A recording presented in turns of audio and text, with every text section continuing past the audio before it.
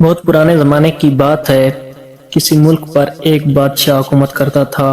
اس بادشاہ کے نظم و نسق اور نیک دلی کی وجہ سے اس کی رعایا بہت چین اور سکون سے اپنی زندگی بسر کر رہی تھی۔ اس ملک کے لوگوں کی خاص بات یہ تھی کہ وہ ہر وقت اپنے کاموں میں مصروف رہتے، جس سے ملک بھی خوب ترقی کر رہا تھا اور لوگ بھی آسودہ حال تھے۔ ان کا بادشاہ نہ صرف سمجھدار اور بہادر تھا بلکہ وہ ایک امن پسند حکمران بھی تھا اور اپنے پڑوسی ملکوں کے ساتھ مل جل کر رہتا تھا۔ بادشاہ کا ایک چھوٹا سا شہزادہ بھی تھا جس کی عمر تقریباً 2-2.5 سال تھی۔ شہزادہ بہت ہنس مکھ تھا اور دن بھر محل میں گھنٹوں چل کر خوش ہوتا۔ بادشاہ نے اس کے لیے پورے محل میں دبیز اور قیمتی قالین بچھوا دیے تھے تاکہ وہ آرام سے ان پر چلے پھرے اور مٹی وغیرہ سے محفوظ رہ سکے۔ بادشاہ کے پڑوس میں ایک اور ملک بھی تھا۔ اس کا موجودہ بادشاہ کسی زمانے میں اسی ملک کا وزیر تھا، مگر پھر اس نے سازش کر کے اس ملک کے بادشاہ کو قید کر دیا اور خود تخت پر قبضہ کر کے بادشاہ بن گیا۔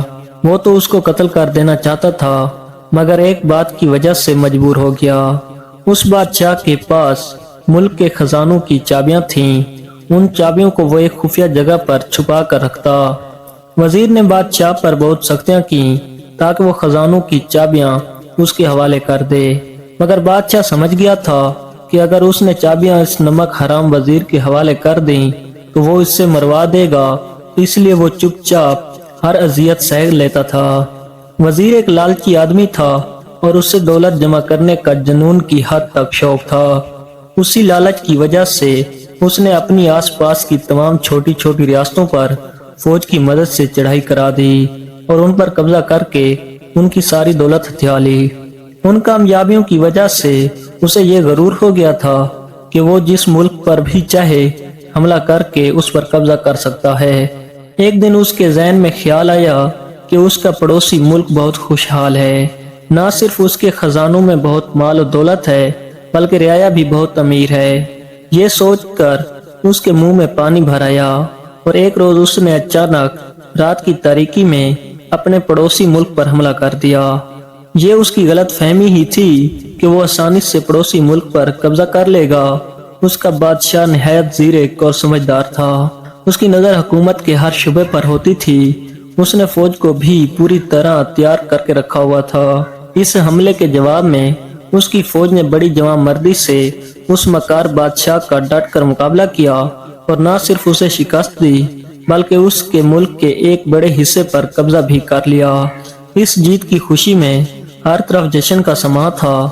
بادشاہ نے جنگ کے نتیجے میں جیتے ہوئے علاقوں میں اپنے گورنر مقرر کیے اور محل واپسی کی تیاریاں شروع کر دیں۔ اسے اپنے ننھا شہزادہ بہت یاد آ رہا تھا جس کو دیکھے ہوئے بہت دن ہو گئے تھے۔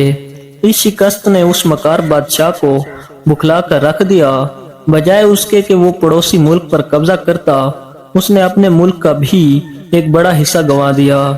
وہ اپنی اس عبرتناک شکست کا بدلہ لینے کے لیے بے تاب تھا اور پھر اس کے ذہن میں ایک شیطانی منصوبہ آ گیا۔ اس نے دیکھا کہ پڑوسی ملک کے لوگ فتح کا جشن منانے میں مصروف ہیں۔ اس نے اس موقع سے فائدہ اٹھایا اور اپنے چند خاص آدمی بھیج کر بادشاہ کے ننھے شہزادے کو محل سے اغوا کروا لیا۔ اس کا ارادہ تھا کہ شہزادے کے بدلے وہ اس بادشاہ سے اپنا علاقہ بھی واپس لے لے گا اور اس کے ساتھ بے شمار دولت بھی۔ ادھر جب بادشاہ میدان جنگ سے واپس اپنے محل میں آیا تو وہاں پر ایک کہرام بپا تھا۔ شہزادے کی گمشدگی نے سب کو پریشان کر دیا تھا۔ شہزادے کی کنیزیں چیخو پکار کر رہی تھیں۔ ملکہ نے رو رو کر برا حال کر لیا تھا۔ محل کے محافظ الگ پریشان تھے۔ ان کے ہوتے ہوئے کسی نے شہزادے کو اغوا کر لیا تھا اور اب انہیں بادشاہ کے عتاب کا ڈر تھا۔ بادشاہ کو جب شہزادے کی گمشدگی کے متعلق پتہ چلا تو خود اس کا غم سے برا حال ہو گیا۔ فتح کی ساری خوشی ہوا ہو گئی اور وہ سر پکڑ کر بیٹھ گیا۔ تھوڑی دیر بعد جب اس کے کچھ ہوش ٹھکانے آئے تو اس نے اپنے وزیروں اور شہر کوتوال کو طلب کیا اور انہیں اپنے محل کے بائیں باغ میں لا کر ان سے واقعہ کی تفصیل پوچھی۔ سب نے یہی کہا کہ فتح کا جشن مناتے ہوئے ان کی توجہ کچھ دیر کے لیے شہزادے کی جانب سے ہٹی تھی۔ کہ وہ غائب ہو گیا۔ صاحب کا یہی خیال تھا کہ اس کی گمشدگی میں محل کے کسی ملازم کا ہاتھ ہے۔ بادشاہ نے کہا اس نمک حرام کا تو ہم پتہ چلا لیں گے، لیکن اس سے پہلے شہزادے کے بارے میں معلوم کرنا زیادہ ضروری ہے۔ ابھی بادشاہ کی بات ختم ہی ہوئی تھی، ایک سنساتا ہوا تیر سامنے درخت میں آ گرا۔ کوتوال نے جلدی سے آگے بڑھ کر تیر کو درخت سے نکالا۔ تیر میں ایک ریشمی تھیلی بندھی تھی اور اس میں ایک خط رکھا ہوا تھا۔ بادشاہ نے کوتوال کے ہاتھ سے خط لے کر اسے اونچی آواز میں پڑھا، تمہارا شہزادہ ہمارے قبضے میں ہے، اس کی زندگی عزیز ہے تو فوراً جنگ کے دوران ہمارے جتنے علاقے پر بھی قبضہ کیا ہے اسے واپس کر دو۔ اس کے ساتھ 5 لاکھ خالص سونے کی اشرفیاں بھی تاوان کے طور پر دو۔ ان دونوں شرائط کو پورا کرنے کی صورت میں شہزادے کی واپسی ممکن ہو سکتی ہے۔ اگر ہماری یہ شرائط منظور ہیں تو اپنے کسی آدمی کے ذریعے خط بھیج کر ہمیں فوراً مطلع کرو۔ اس خط پر اسی مکار بادشاہ کی مہر لگی ہوئی تھی۔ خط پڑھ کر بادشاہ کا چہرہ غصے سے سرخ ہو گیا۔ ہم اس مکار کو ضرور مزہ چکھائیں گے۔ فوج کو تیاری کا حکم دے دیا۔ اس کا وزیر خاص اس کی یہ بات سن کر آگے بڑھا اور بولا، حضور بادشاہ سلامت، یہ وقت جوش کا نہیں ہوش کا ہے۔ ہمیں عقل مندی سے کام لینے کی ضرورت ہے تاکہ شہزادے کو کوئی زخم پہنچنے کا کوئی خدشہ باقی نہ رہے۔ بادشاہ نے کچھ دیر سوچنے کے بعد کہا، تم ٹھیک کہتے ہو، اب مشورہ دو کہ ہم کیا کریں۔ وزیر نے دھیرے سے کہا، ہمیں بہت محتاط رہ کر کام کرنے کی ضرورت ہے۔ مجھے یقین ہے کہ اس مکار بادشاہ نے اس محل کے کسی ملازم کو اپنے ساتھ ملا لیا ہے۔ ہمیں پہلے تو اس کا پتہ لگانا چاہیے۔ اس سے جو معلومات ہمیں ملیں گی ان کی روشنی میں ہم اپنا اگلا قدم اٹھائیں گے۔ بادشاہ کو وزیر کی یہ تدبیر پسند آ گئی۔ وہ محل آیا، ملکہ کو تسلی دی اور سوچنے لگا کہ اب کیا کریں۔ محل کے اس بد نیت ملازم کا پتہ لگانے کے لیے اس نے کوتوال کو ہدایت دے دی اور اس نے محل میں اپنے جاسوس پھیلا دیے۔ کوتوال کا ایک 18 سال کا بیٹا بھی تھا، اس کا نام دلاور تھا۔ اسے بھی اس واقعے کی سن گن مل گئی تھی۔ اس کو احساس تھا کہ شہزادے کی گمشدگی سے بادشاہ اور ملکہ سخت پریشان ہیں۔ اس نے دل میں ٹھانی کہ وہ ان کی مدد کرے گا۔ اس سلسلے میں اس نے اپنے باپ کوتوال سے بات کی اور اس سے اجازت طلب کی کہ وہ محل کے ان کنیزوں اور غلاموں سے ملنا چاہتا ہے جو شہزادے کی نگہداشت پر مقرر تھے۔ کوتوال کو اپنے بیٹے سے بہت سی امیدیں تھیں کیونکہ وہ پہلے بھی اس طرح کے کئی کاموں میں اس کی مدد کر چکا تھا۔ اس نے اس کو باخوشی اجازت دے دی۔ دلاور محل آیا اور کنیزوں اور غلاموں کے نگران سے کہا کہ وہ ان تمام لوگوں کو پیش کرے جن کے ذمہ شہزادے کی دیکھ بھال کرنا تھی۔ یہ کل 6 لوگ تھے، 4 کنیزیں اور 2 غلام۔ 5 تو ان میں سے دلاور کے سامنے پیش کر دیے گئے، مگر ایک کنیز جس کا نام گل آراں تھا وہ غائب تھی۔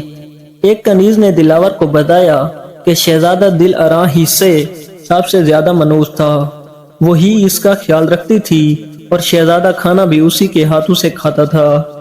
کنیزوں اور غلاموں کے نگران نے دلاور سے کہا، میں ابھی اپنے آدمی دل آراں کے گھر بھیجتا ہوں، وہ اسے ساتھ لے کر آ جائیں گے، مگر دل آراں گھر پر نہیں ملی۔ اس کے شوہر نے بتایا کہ وہ صبح گھر سے محل جانے کے لیے نکلی تھی اور اب تک واپس گھر نہیں آئی۔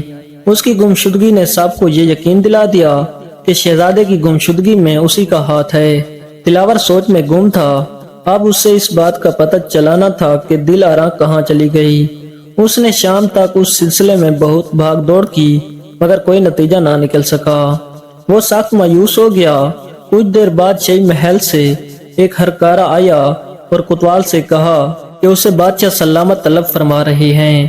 کوتوال نے دلاور کو بھی ساتھ لیا اور بادشاہ سلامت کی خدمت میں حاضر ہو گیا۔ دلاور نے سب سے پہلے آج کے پورے دن کی رودات بادشاہ کے گوش گزار کی۔ بادشاہ نے کہا، ملکہ کی حالت ہم سے دیکھی نہیں جاتی۔ ننھے شہزادے کی جدائی میں انہوں نے رو رو کر برا حال کر لیا ہے۔ ہمارا فیصلہ ہے کہ ہم تمام علاقہ واپس کر کے اور 5 لاکھ اشرفیاں ادا کر کے اپنے شہزادے کو اس مکار بادشاہ سے آزاد کروا لیں۔ اس سلسلے میں ہم نے ایک خط بھی لکھ کر اس پر اپنی شاہی مہر ثبت کر دی ہے۔ اب تم کسی ایسے بااعتماد آدمی کا بندوبست کرو جو اسے وہاں تک پہنچا کر ہمارا شہزادہ ہمیں واپس لا دے۔ کوتوال نے کہا، بادشاہ سلامت، یہ کام بہت اہم ہے، اجازت ہو تو میں دلاور کو یہ کام سونپ دوں۔ مجھے امید ہے کہ وہ اس کو بہتر طریقے سے سر انجام دے گا۔ ہمیں کوئی اعتراض نہیں، اگر اس کام کے پیچھے دل آراں کا ہاتھ ہوا تو ہم اسے سخت سزا دیں گے۔ غداروں کے لیے ہمارے دل میں کوئی نرم گوشہ نہیں ہے، بادشاہ نے غصے سے کہا۔ رات ہونے والی تھی، مگر چونکہ معاملہ بہت عام تھا، اس لیے دلاور بادشاہ کا خط لے کر سفر پر نکل کھڑا ہوا۔ وہ اپنے گھوڑے کو سر پر دوڑاتا تیزی سے فاصلہ طے کر رہا تھا۔ ندی نالے اور پہاڑوں کو عبور کرتا ہوا وہ آدھی رات کے وقت پڑوسی ملک کی حدود میں داخل ہو گیا۔ مسلسل سفر کی وجہ سے اس کا گھوڑا تھکا تھکا سا نظر آنے لگا۔ ایک جگہ اسے جنگل نظر آیا، وہاں پر ایک ندی بھی تھی۔ اس نے مناسب سمجھا کہ یہاں بیٹھ کر کچھ دیر خود بھی سستا لے اور گھوڑے کو بھی آرام کرنے دے۔ یہ سوچ کر وہ گھوڑا روک کر اس پر سے اتر گیا اور اسے پانی پینے اور گھاس چرنے کے لیے کھلا چھوڑ دیا۔ دلاور کو بھوک بھی لگ رہی تھی، اس نے تھیلے سے کچھ پھل نکالے اور انہیں کھاتے ہوئے جنگل میں آگے کی طرف نکل گیا۔ ابھی وہ کچھ دور ہی چلا تھا کہ اسے آگے روشنی سی نظر آئی۔ اس کے ذہن میں فوراً خیال آیا کہ ہو نہ ہو یہ لوگ ڈاکو ہیں۔ وہ جھاڑیوں کی اوٹ لے کر کچھ اور آگے بڑھا۔ اس نے دیکھا وہاں آگ کے الاؤ روشن ہیں اور اس ملک کے مکار بادشاہ کے کچھ سپاہی آپس میں باتوں میں مصروف ہیں۔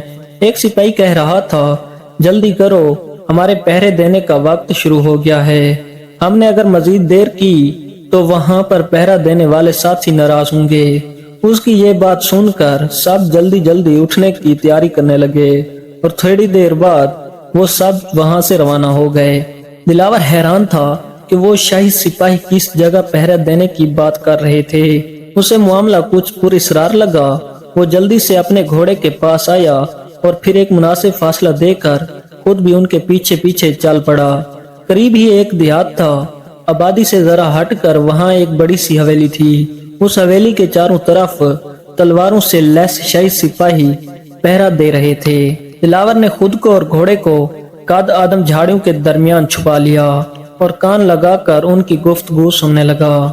تم لوگوں نے آنے میں بہت دیر کر دی ہے، پہرا دینے والے ایک سپاہی نے منہ بگاڑ کر کہا۔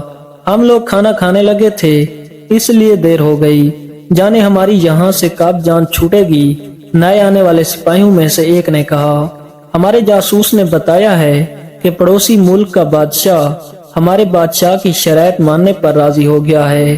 شہزادے کو جلد ہی واپس کر دیا جائے گا۔ شہزادہ روتا بہت ہے، اگر وہ کنیز ساتھ نہ آتی تو سمجھو مصیبت ہی آ جاتی۔ چھوٹے بچے اگر رونے لگیں تو انہیں چپ کروانا بڑا مشکل کام ہے۔ دلاور نے جو ان کی یہ گفتگو سنی تو اس کا دل زور زور سے دھڑکنے لگا۔ اسے پتہ چل گیا تھا کہ شہزادے کو اس حویلی میں قید کیا گیا ہے۔ وہ خاموشی سے اپنی جگہ سے نکلا۔ اس نے دور ایک پہاڑی کے ٹیلے پر ایک بڑے پتھر سے گھوڑے کی رسی باندھی اور دوبارہ حویلی کی طرف چل دیا۔ حویلی کے آس پاس بہت ساری جھاڑیاں تھیں، رات ہونے کی وجہ سے تاریکی بھی بہت تھی۔ اوپر سے آسمان کو بھی کالے کالے بادلوں نے گھیر رکھا تھا، جس سے تاریکی میں مزید اضافہ ہو گیا، اس لیے اسے دیکھ لیے جانے کا خدشہ بھی نہیں تھا۔ وہ ایک گھنی جھاڑی کے پیچھے بیٹھ کر حویلی کا جائزہ لینے لگا۔ اسے کسی ایسے راستے کی تلاش تھی جس کے ذریعے وہ اندر داخل ہو سکے۔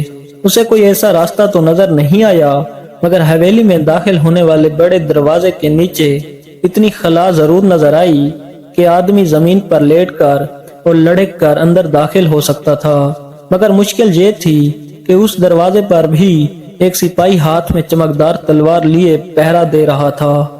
دلاور سوچ میں پڑ گیا، پھر اس کی یہ مشکل بھی حل ہو گئی۔ یکا یک بادل زور سے گڑ گڑائے اور موٹی موٹی بوندیں گرنے لگیں۔ تھوڑی ہی دیر میں بارش تیز ہو گئی۔ بارش کے پانی سے بچنے کے لیے تمام سپاہی حویلی کے برابر میں ایک گھنے درخت کے نیچے جا کھڑے ہوئے۔ دلاور کے لیے اب راستہ صاف تھا۔ وہ تیزی سے زمین پر رینگتا ہوا آگے بڑھا۔ اس کے سارے کپڑے کیچڑ میں لت پت ہو گئے۔ بڑے دروازے کے قریب پہنچ کر وہ اس کی نچلی خلاب میں سے لڑک کر اندر داخل ہوا اور پھر کھڑا ہو کر ادھر ادھر دیکھنے لگا۔ اسے وہاں پر کوئی سپاہی نظر نہیں آیا۔ وہ جلدی سے اٹھ کھڑا ہوا اور دبے قدموں بھاگتا ہوا حویلی کے اندر جانے والے دروازے پر پہنچ گیا۔ اس کی کنڈی بار سے لگی ہوئی تھی اور اس میں کوئی تالا نہیں تھا۔ اس نے ایستگی سے کنڈی کھولی اور دروازہ کھول کر اندر داخل ہوا۔ اندر دیواروں پر مشعلیں روشن تھیں۔ اسے کئی کمرے نظر آئے۔ ایک کمرے سے اسے کسی کے کرانے کی آواز سنائی دی۔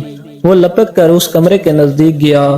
اس کی کنڈی بار سے لگی ہوئی تھی۔ بارش کی مسلسل موٹی بوندیں گرنے کی شور کی وجہ سے کان پڑی آواز سنائی نہیں دیتی تھی، مگر اس کے باوجود اس نے بڑی ایستگی اور احتیاط سے کنڈی کھولی اور اندر داخل ہو گیا۔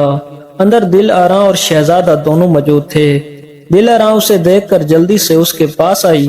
دلاور نے فوراً اپنا خنجر نکال کر اسے اپنی گرفت میں لے لیا اور کمرے سے باہر لا کر بڑے غصے سے بولا، نمک حرام، میں تجھے زندہ نہیں چھوڑوں گا۔ دل آراں اس سے پہچانتی تھی کہ وہ کوتوال کا بیٹا تھا۔ وہ ہاتھ جوڑ کر بولی، میں بے قصور ہوں۔ اس غدار غلام جعفر نے اس مکار بادشاہ کے آدمی کو بتا دیا تھا کہ شہزادہ مجھ سے بہت منحوس ہے، اس لیے وہ مجھے بھی پکڑ کر لے آئے ہیں تاکہ شہزادہ زیادہ روئے دھوئے نہ اور میری موجودگی میں بہلا رہے۔ اب دلاور کی سمجھ میں صاف باتیں آ گئیں۔ اس نے دھیمی آواز میں کہا، ہمیں یہاں سے نکلنا ہے، باہر بہت تیز بارش ہو رہی ہے، شہزادہ بھیگے گا تو رونے لگے گا اور سپاہی ہوشیار ہو جائیں گے۔ دل آراں اداسی سے بولی، شہزادے کو ہوش ہی کہاں ہے، اسے تیز بخار چڑھ گیا ہے اور وہ بے ہوش کی عالم میں ہے، لیکن یہاں سے نکلنا بھی ایک مسئلہ ہے۔ تمہیں حویلی کے بڑے دروازے کے نیچے سے نکلنا پڑے گا۔ ہمیں بہت احتیاط کی ضرورت ہے۔ بارش کی وجہ سے تمام سپاہی ایک درخت کے نیچے کھڑے ہیں۔ اگر بارش رک گئی تو ہمارے لیے ایک اور پریشانی پیدا ہو جائے گی۔ سپاہی درخت کے نیچے سے ہٹ کر پھر پہرا دینے لگیں گے۔ دل آراں کچھ سوچ کر بولی، آج شام کو شہزادہ اپنی امی کو یاد کر کے بہت رو رہا تھا، تو سپاہیوں نے مجھے اجازت دے دی کہ میں اسے باہر ٹہلا لوں۔ میں اسے لے کر باہر نکلی تو میں نے حویلی کے عقب میں ایک چھوٹا سا دروازہ دیکھا تھا۔ اس میں تالا نہیں لگا تھا۔ میں تو چاہ رہی تھی کہ شہزادے کے ساتھ اس دروازے سے نکل کر بھاگ جاؤں، مگر باہر پہرا دیتے ہوئے سپاہیوں کے خوف سے رک گئی۔ یہ سن کر دلاور نے جلدی سے شہزادے کو اپنی گود میں اٹھایا۔ بخار کی وجہ سے اس کا جسم بے حد گرم ہو رہا تھا۔ دل آراں اسے اپنے ساتھ اس چھوٹے دروازے تک لائی اور پھر وہ تینوں بڑی آسانی سے حویلی سے باہر آ گئے۔ دلاور نے شہزادے کو دل آراں کے حوالے کیا اور دوڑ کر اپنا گھوڑا وہاں لے آیا۔ بارش میں شدت پیدا ہو گئی تھی۔ دل آراں نے شہزادے کو اپنی اوڑھنی سے ڈھانپ لیا تھا، جس سے وہ بھیگنے سے محفوظ ہو گیا۔ وہ تینوں گھوڑے پر سوار ہوئے اور پھر دلاور نے اس سے تیز رفتاری سے بھگانا شروع کر دیا۔ اس کا وفادار گھوڑا بھی سمجھ گیا تھا کہ اس کا مالک کسی مصیبت میں گرفتار ہے، اس لیے وہ سرپٹ دوڑ رہا تھا۔ صبح سے پہلے پہلے دلاور اپنے گھر پہنچ گیا۔ کوتوال نے انہیں اور شہزادے کو دیکھا تو حیران رہ گیا۔ اس نے دلاور کو اپنے گلے سے لگا لیا۔ دلاور نے کہا، ابا جان، اس بات کو ابھی ہمیں بہت خفیہ رکھنا ہے کہ شہزادہ صاحب مل گئے ہیں۔ سب سے پہلے آپ اس نمک حرام غلام جعفر کو گرفتار کروائیں، اس کے بعد ہم شہزادے کو لے کر بادشاہ سلامت کے پاس چلیں گے۔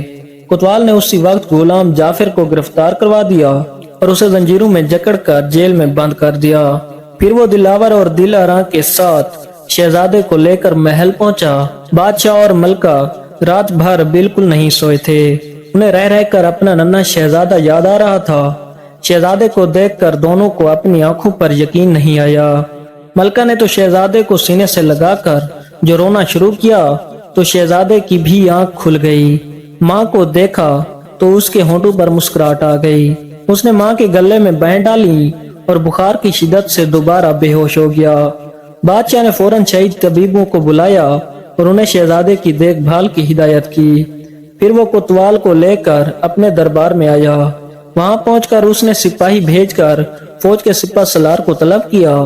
سپہ سالار آ گیا تو بادشاہ نے اسے حکم دیا کہ وہ اسی وقت اپنی فوج لے کر اس مکار بادشاہ کے ملک کی طرف پیش قدمی کرے اور اسے ہر حال میں گرفتار کر کے اس کے سامنے پیش کرے۔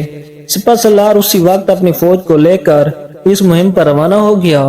اب بادشاہ دلاور کی طرف متوجہ ہوا، اس کو گلے سے لگایا اور رندھی ہوئی آواز میں بولا، تمہارا یہ احسان ہم پر ایک قرضہ ہے، ہم ہمیشہ تمہارے مقروض رہیں گے۔ ملکہ بھی دلاور کو تحسین آمیز نظروں سے دیکھ رہی تھی۔ دلاور نے ہاتھ باندھ کر بادشاہ سے کہا، جہاں پناہ، یہ سن کر مجھے بے حد شرمندگی ہو رہی ہے یہ میرا فرض تھا، میں بھی اس ملک کا ایک ادنا سا سپاہی ہوں۔